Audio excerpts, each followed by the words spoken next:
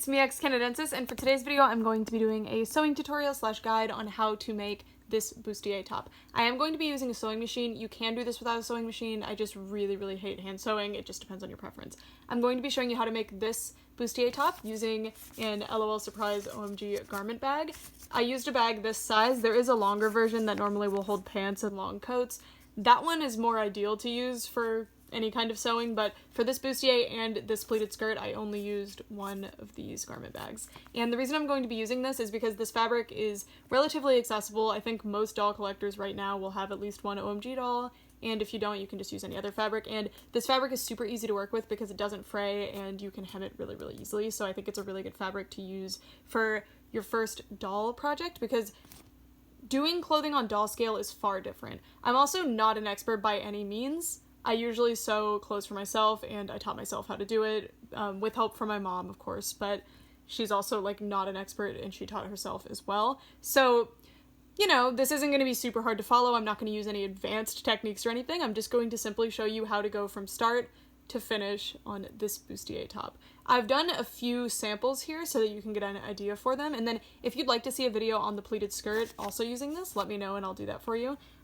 So this one was actually my first attempt and it's the best one. This was my second and I messed up on one of the triangles, so you can see that that's like the wrong size. And then this one, I actually like it a lot. Like, I didn't mess up anywhere specifically, but I think this band should be a lot narrower.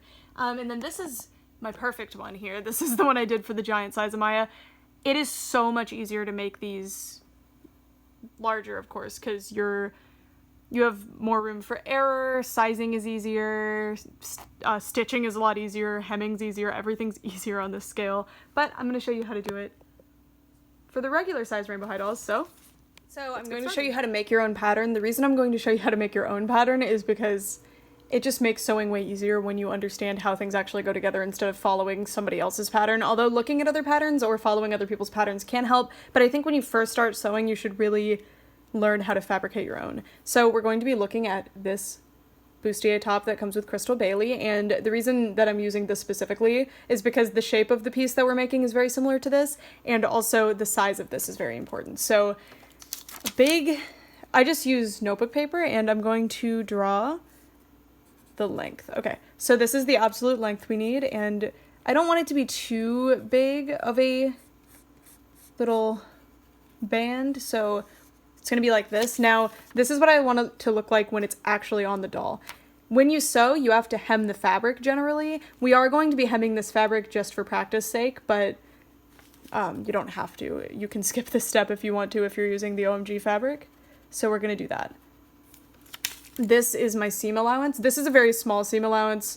I like to do very small seam allowances, but you don't have to. And then this part I'm actually not going to be hemming because if you look at the construction of this piece, it's actually over the little triangles, so I'm not gonna worry about that. And then I actually want it to be something like that, and I'm actually just gonna fold this in half so it's perfect. So, and then right now I'm gonna write fold on this line, and I'm gonna write chest here because that tells me that this is the chest piece and I want to fold it before I cut it. All right, and then triangles, we want it to fit right there. So that's the triangle pattern. And this time, on my original garment, I used this type of triangle.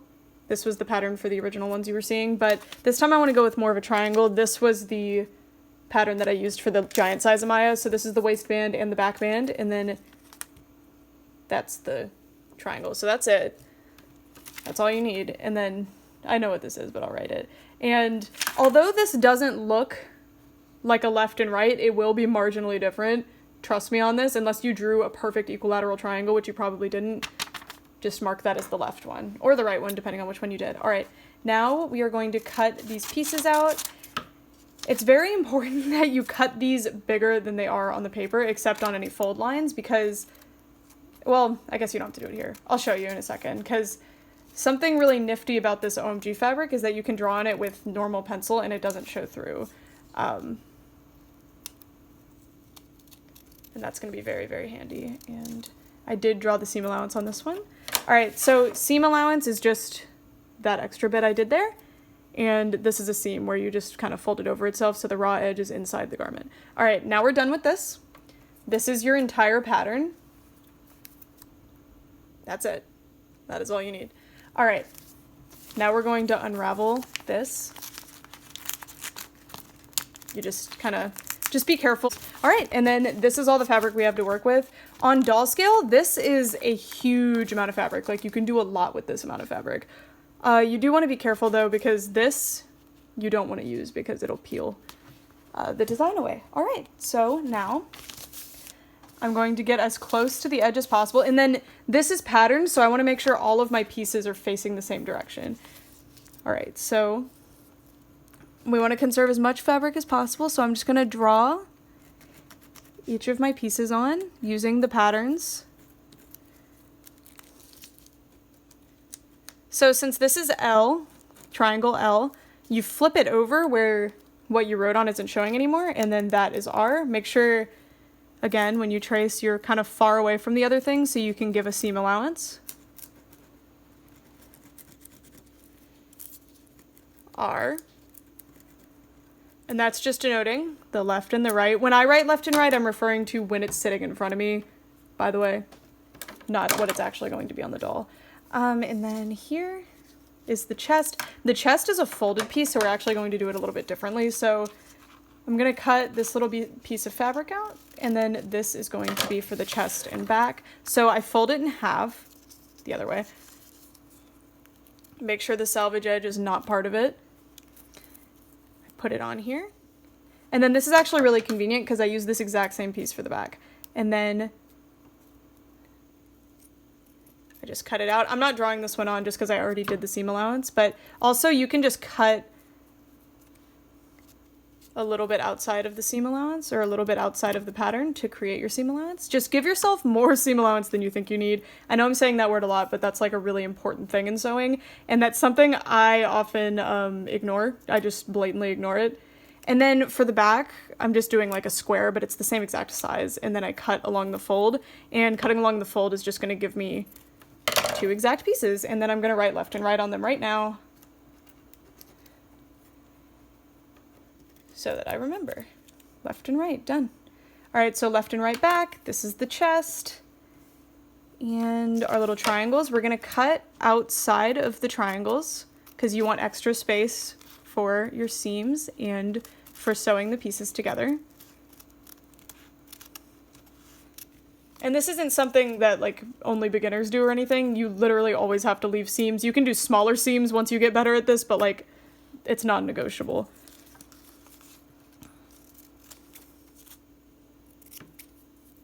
And we're just cutting. And you see how my triangle is well within the triangle that I've drawn here. See? And then since these are triangles, it can be a little bit tricky while you're sewing. So I'm just going to draw little arrows pointing up so that I know, because for some reason with the R I drew that upside down. But anyway, there are arrows pointing up now. All right, so that is how you create your own pattern. And this is the way that the piece is going to be constructed. All right, now I'm going to start sewing. I'll give you a primer on the sewing machine, but I'm not going to do all of this in real time. I hope you understand why, because it's going to take forever. So your sewing machine is going to be different than mine. I'm using a Brother XL 2600i. I bought it at the thrift store for $40. You're going to thread it. So I have my bobbin threaded. I have my needle, or I have my thread done. As a beginner, I recommend using a different thread in your bobbin, so like a different color, maybe like black. And I know that won't look as good when you're done, but it will be really helpful in deciding where things went wrong, if things went wrong while you're sewing. A big important thing you need to do before you start sewing on your actual pattern pieces is testing to make sure all of your tensions are right. And I can't tell you what settings to use because every machine is different, but as you can see, that looks good. So I know that I am free to start.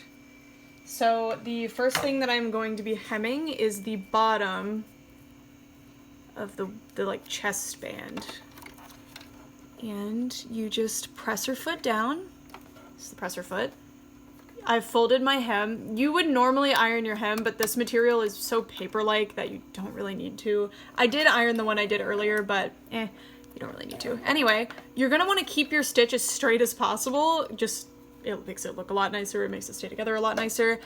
I just go and just really watch it, guide it. I use my hand on the foot pedal just because I don't know. I feel like I have better control. And then we go. And you can go as slow or as fast as you feel comfortable. And then cut. Cut. And then if you're following along, we've just successfully hemmed our first piece. So as you can see, we have folded the good side inward. So we have some of the good side inside. And now if this were to fray, it's fraying on the inside, and the outside has this nice, clean, straight edge on it. This we're going to not be hemming just because of the nature of this fabric, and these actually end up going underneath, so it works out. That's our first piece.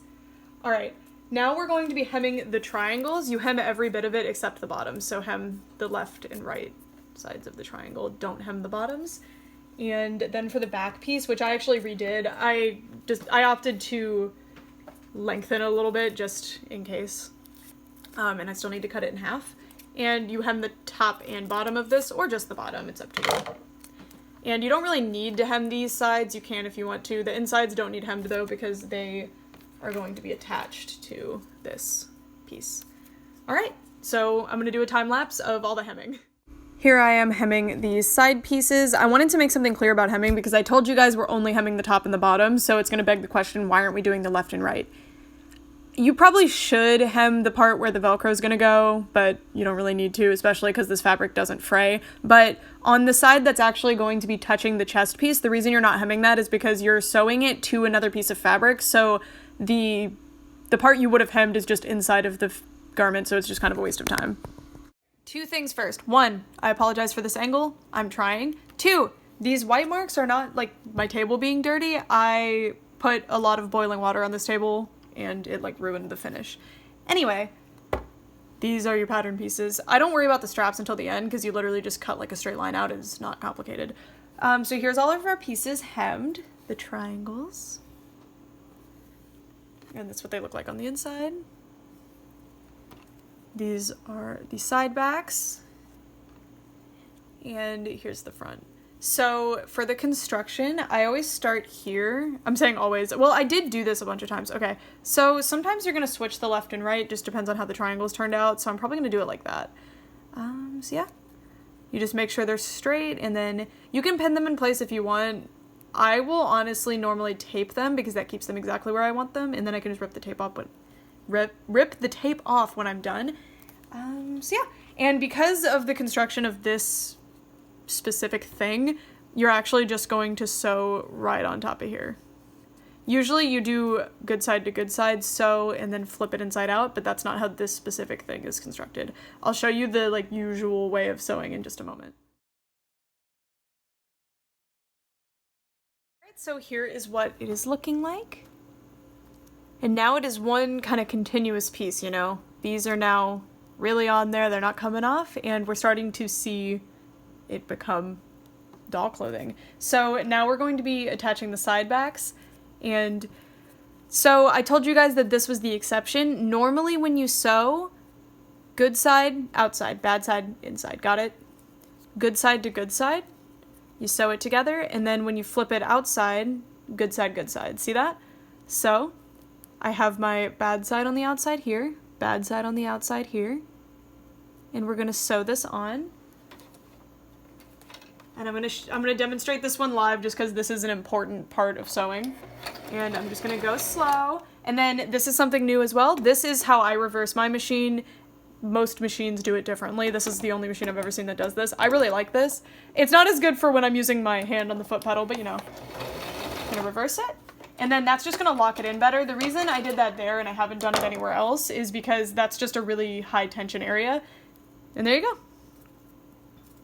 So now the seams are on the inside and the outside just looks like one continuous piece. I didn't like perfectly match the lengths there or anything. I'm not aiming for some like couture perfect piece that I'm gonna sell or anything. This is just for me. So, and we're gonna do that on this side as well. You can see when the thing that makes sewing take a long time, other than creating and cutting out your pattern, is truly all the times that you're gonna have to mess up and start over, because especially if you're using a sewing machine, it's going to not play nice with you. It's kind of playing mean with me right now, but I think it's gonna work regardless. My bobbin's having issues today. But yeah, there we go. We're on the home stretch. Now we just need to attach the Velcro, see if it fits. So I'll be right back. Jade over, and it's just because this happened to be a doll that didn't have any clothes. I have a lot of like bait dolls, which means like dolls that are waiting for outfits or customization. And all right, so this actually is perfectly fitted, better than all my last attempts. So now we're going to attach the Velcro. As a beginner, since you might want to move your Velcro, I recommend buying these little Velcro stickers. And these are kind of expensive, so I cut them into pieces. So I've done like 5 outfits today, and I've only used 1 circle.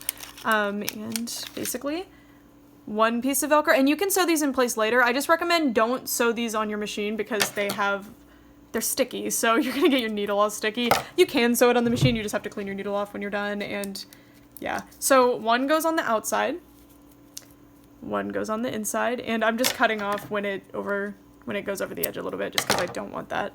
And there we go. And it's always better to sew these on. If you just use stickers, eventually they're just gonna come off and stick to each other. But you can sew them on later, hand stitch them. I hate hand stitching, so I'm avoiding it. Anyway. And you can buy the non-sticky type if you would like to as well. And you can sew that on your sewing machine to your heart's content. This is gonna be a super tight piece, but that means it's very well fitted.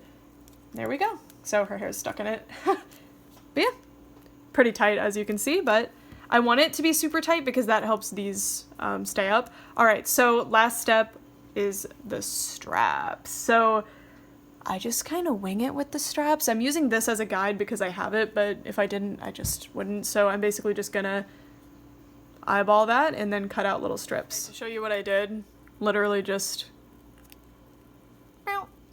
same exact length. See?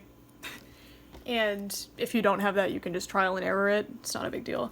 How I'm gonna sew these on, and this can be a little bit tricky if you want it to blend in with the stitches that are already there, but you just stick it right there underneath, so on the bad side, and then you're gonna sew it along the stitches you already have, and then in the back it's not as big of a deal. You're just gonna kind of stitch that on. And because I have the Velcro here and I need to put the strap there, I'm actually gonna take the Velcro off so I don't get like sticky goo all over my needle, because it's kind of hard to get it off, and if you don't get it off, it like really messes with the machine. So do not get your needle sticky, I'm telling you now.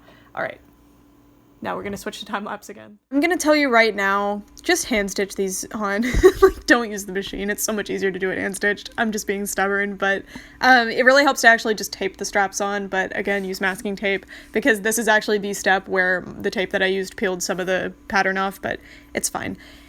And yeah, machine stitching is making this a lot more complicated and take a lot longer than it needs to. Just hand stitch it. Just do yourself a favor and hand stitch it. Here is what the top looks like all done. Sorry about the switcheroo. I realized that this color scheme is perfect for my custom doll Dolce. And of course the obligatory trans rights with that very clear color scheme here from Sweets. And yeah, we've made a fully autonomous, like functioning doll top, and it looks beautiful. In my opinion, I'm really proud of it. Obviously I have a few like areas that the stitching could be better, but I'm really happy with this. I think it looks great, and hopefully this helped you. Let me know if it did, and if you'd like to see me do a tutorial on how to do this on the larger Amaya doll, and also if you'd like to see how to make the pleated skirt, let me know and I will continue. Thanks so much for watching. Bye!